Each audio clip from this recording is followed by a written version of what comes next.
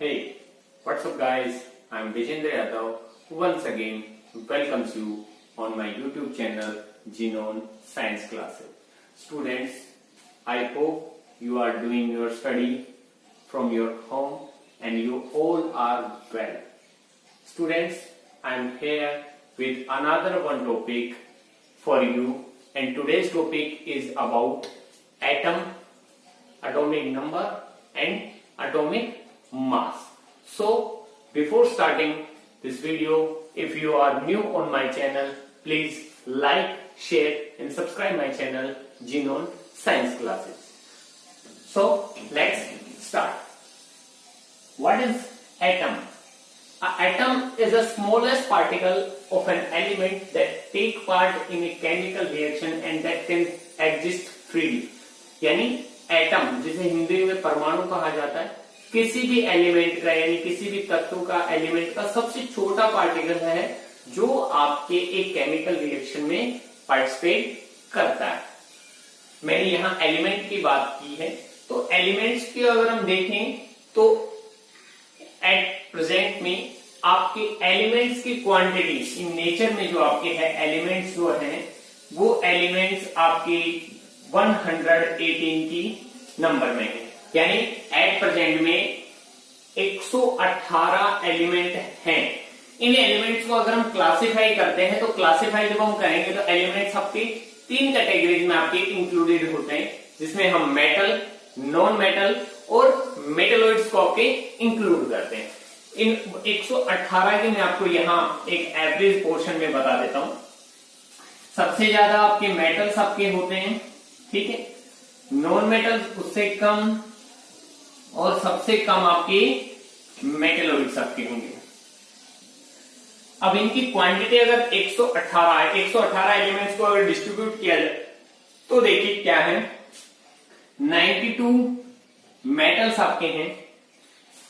Non metal की quantity देखा जाए तो ओनली 19 एलिमेंट आपके नॉन मेटल में है और सिर्फ 7 आपके मेटलॉइड्स आपके हैं। ये आपको अभी जो आपकी स्क्रीन पे जो पीरियोडिक टेबल आपको दिखाई दे रही है, इसमें आप देख रहे हैं आपके जो लेफ्ट साइड में है वो मेटल्स, राइट साइड में है वो नॉन मेटल्स और जो बीच में आपके जो दिखाई दे रहे हैं वो मेटलॉइड्स हैं। मेटल और नॉन मेटल को सेपरेट करते हैं, ठीक है। तो 118 एलिमेंट्स आपके एट प्रेजेंट हैं आज के टाइम में, जिनमें से सबसे ज्यादा मेजोरिटी में आपके 92 मेटल्स आपके आते हैं, 19 नॉन मेटल्स हैं और मेटलॉइड्स की क्वांटिटी सिर्फ और सिर्फ 7। अब हम बात करते हैं एटम्स की। First we have to discuss about the structure of an atom.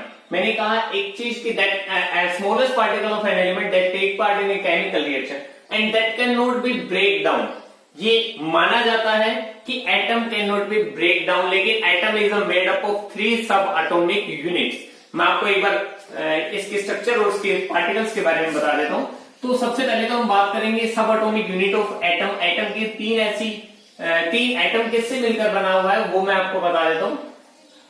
तो जो आपकी एटम है वो 3 सब एटॉमिक यूनिट्स हैं। 3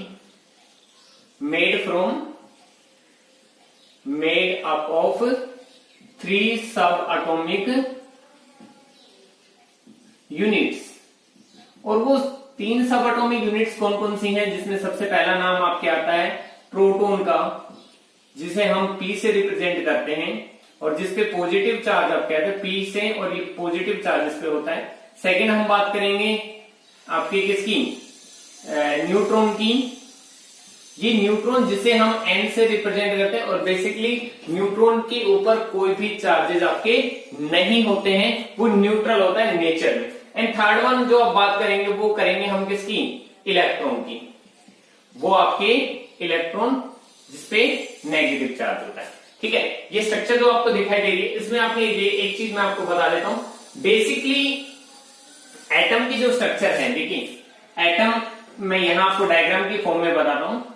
ये एटम आपके हैं, ठीक है। प्रोटॉन और न्यूट्रॉन जो आपके हैं वो दोनों न्यूक्लियस में प्रेजेंट होते हैं। जैसे हम सेल के बारे में पढ़ते हैं, सेल में न्यूक्लियस होता है, the central body, the brain of the cell, ऐसे ही एटम का जो सेंटर पोर्शन होता है वो है तो होता है nucleus, and nucleus contain proton and neutron. तो सबसे पहले ये देखिए, ये न्यूक्लियस, यहां मैंने प्रोटॉन और न्यूट्रॉन को रिप्रेजेंट किया है, ठीक है। साइड में आपके रही बात इलेक्ट्रॉन्स की, तो मैंने एक चीज आपको बता दूं, इलेक्ट्रॉन्स इस एटम के चारों तरफ एक पर्टिकुलर ऑर्बिट में आपके रिवॉल्व करते हैं, ठीक है। ये रिवॉल्यूशन किस तरह का आपके होता है, जिस तरह से एथलेटिक्स जो आपके हैं, आपके जो एथलेटिक्स होते हैं, एथलेट्स होते हैं, यानी जो रेसिंग आपके ट्रैक आपने देखे होंगे, रेस करने वाले जो स्पोर्ट्स पर्सन होते हैं वो पर्टिकुलरली अपने ही ट्रैक में रिवॉल्व करते हैं। ऐसा ही सेम सिचुएशन इलेक्ट्रॉन के केस में आपके आती है। इलेक्ट्रॉन बेसिकली न्यूट्रॉन आपकी न्यूक्लियस के चारों तरफ रिवॉल्व कर रहे हैं, लेकिन पर्टिकुलर अपने ही ट्रैक में रिवॉल्व करते हैं। अच्छा, एक चीज और मैं आपको यहां क्लियर कर दूं कि इलेक्ट्रॉन का कोई स्पेसिफिक टाइम नहीं होना, ये आपके फिक्स नहीं है कि आपकी ये देखिए ये फर्स्ट ऑर्बिट, ये सेकंड ऑर्बिट आपके है, तो मैं ये नहीं कह सकता कि जो इलेक्ट्रॉन सिर्फ फर्स्ट ऑर्बिट में है वो फर्स्ट में रहेगा और सेकंड वाला सेकंड में, नहीं। इलेक्ट्रॉन्स रिवॉल्व करते हैं और उस टाइम में एनर्जी लॉस और एनर्जी गेन करने की प्रोसीजर उनमें होती है, और अप्रोक्सीमेटली एक इलेक्ट्रॉन एक ऑर्बिट में 10⁻⁻⁶ सेकंड तक आपके प्रेजेंट होता है, -6 सेकंड तक। उसके बाद में या तो वो एनर्जी लॉस करके लोअर ऑर्बिट में आ जाता है, या फिर लोअर ऑर्बिट से एनर्जी को गेन करके हायर ऑर्बिट में आपके रिवॉल्व कर लेता है। देखिए मैंने जो डायग्राम्स में आपको रिप्रेजेंट किया है, उस डायग्राम में अब आपको दिखाई दे रहा होगा स्क्रीन पे जो आपके डायग्राम, उसमें प्रोटॉन प्लस न्यूट्रॉन न्यूक्लियस का फॉर्मेशन कर रहे हैं, और इलेक्ट्रॉन जो है उसके चारों तरफ एक पर्टिकुलर पाथवे में अपने आप रोटेट कर रहे हैं। ये था एक बेसिकली एटम के स्ट्रक्चर जो आपके आती है। यही एटम एक जो भी केमिकल रिएक्शंस होती हैं, जिसको हम नॉर्मली अब केमिकल चेंजेस कह सकते हैं, केमिकल रिएक्शन में यही आपके एटम पार्टिसिपेट करता है। Now we move towards our another one topic, that is atomic number. देखिए एटॉमिक नंबर की मैं आपको बात बताता हूं, तो atomic number, what do you mean by atomic number?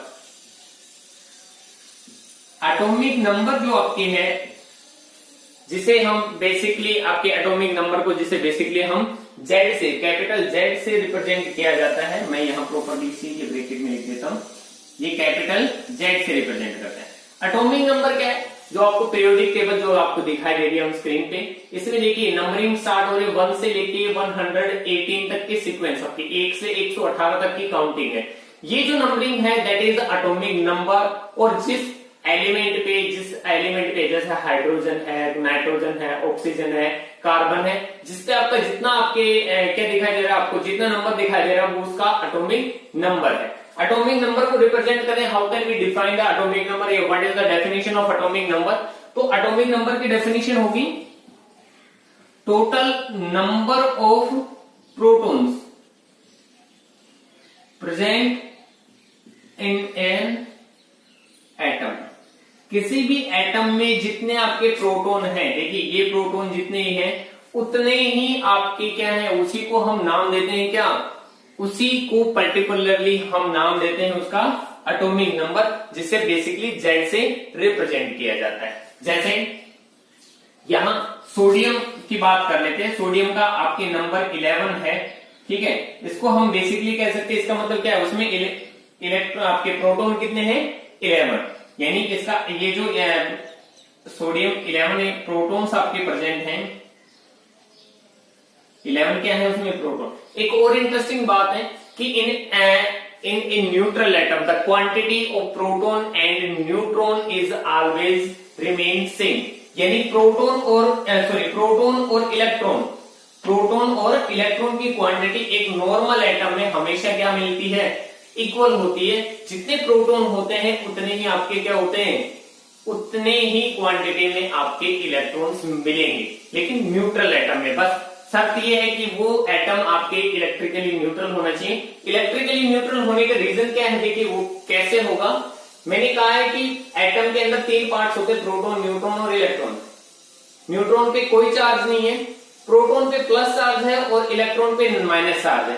Plus और माइनस, मैंने एक चीज कहा कि प्रोटॉन और इलेक्ट्रॉन की क्वांटिटी बराबर होती है, इसलिए आपकी क्या है, वो प्रोटॉन जो आपके जितने प्रोटॉन जितना प्लस चार्ज है उतना ही माइनस, और जितना प्लस और माइनस यानी बराबर है, अगर मैं कहूं कि -10 प्लस 10 इज इक्वल टू 0, आपने देखा होगा मैथ्स में कि यहां मैं आपको बता रहा हूं कि -10 प्लस 10 इज इक्वल टू 0। आपने 10 और 10, आपको किसी से 10 रुपए लेने हैं और आपको किसी को 10 रुपए देने हैं, तो आपके पास वैल्यू कितनी बचेगी? 0। ना आपके पास कुछ प्लस में है ना कुछ माइनस में है, वहां वैल्यू मिलेगी 0। ऐसे ही एटम के केस में होता है, प्रोटॉन और इलेक्ट्रॉन की क्वांटिटी इक्वल होती है। प्रोटॉन और इलेक्ट्रॉन की क्वांटिटी इक्वल होने की वजह से एक एटम हमेशा क्या मिलता है? न्यूट्रल होता है। एक न्यूट्रल होने के पीछे रीजन यही है कि उसमें आपकी इस तरह की कोई क्वांटिटी नहीं होती। अच्छा, ये तो था एटॉमिक नंबर। दूसरे हम बात करते हैं एटॉमिक मास की। What is the atomic mass? देखिए, एटॉमिक मास में थोड़ा सा डिफरेंस आपके है। जहां मैंने आपको बताया कि प्रोटॉन की क्वांटिटी इलेक्ट्रॉन की क्वांटिटी के बराबर होती है, चलिए तो हम ये तो मान लेते हैं atomic mass.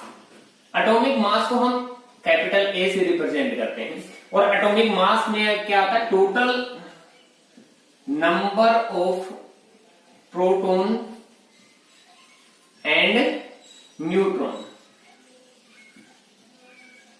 Present in an atom.